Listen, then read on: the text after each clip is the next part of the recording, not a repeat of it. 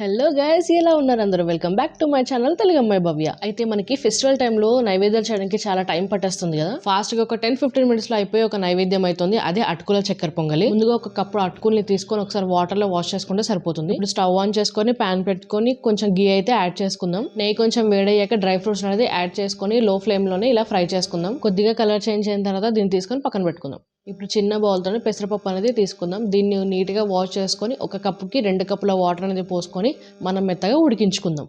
ఇలా మెత్తగా అయిపోయిన తర్వాత దీన్ని రుబ్బుకొని పక్కన పెట్టుకుందాం. ఇప్పుడు మళ్ళీ ప్యాన్ అనేది పెట్టుకొని పెద్ద కప్పు నిండా బెల్లాన్ని, చిన్న కప్పు నిండా షుగర్ని అండ్ కొద్దిగా వాటర్ అనేది యాడ్ చేసుకుందాం. లో ఫ్లేమ్ నుండి దీన్ని మొత్తం బెల్లం కరిగించుకోవాలి. బెల్లం మొత్తం కరిగిన తర్వాత ఇందాక మనం రుబ్బి పెట్టుకున్న పెసరపప్పు అనేది దీంట్లో యాడ్ చేసుకుందాం. ఇలా యాడ్ చేసుకున్న తర్వాత దీన్ని లంప్స్ లేకుండా అయితే నీట్గా కలిపేసుకోవాలి. ఇలా ఒక 2 నిమిషాల తర్వాత ముందు మనం నానబెట్టుకున్న అటుకులను అయితే దీంట్లో యాడ్ చేసేసుకోవాలి. ఇలా యాడ్ చేసుకొని ఒక 2 నిమిషాలు కలుపుకున్న తర్వాత ఇప్పుడు ఇందులోనే 4 యాలకులు, డ్రై ఫ్రూట్స్ ని కూడా యాడ్ చేసేసుకొని మరో 5 నిమిషాలు ఖచ్చితంగా లో ఫ్లేమ్ లో కలిపేసుకోవాలి.